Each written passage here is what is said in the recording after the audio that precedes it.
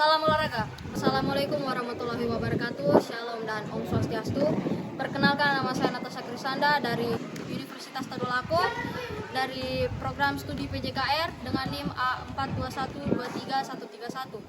Baik, pada siang hari ini saya akan melakukan praktik mengenai permainan bola voli, yang lebih tepatnya yaitu melakukan passing. Yang saya lakukan di sini adalah passing atas dan passing bawah.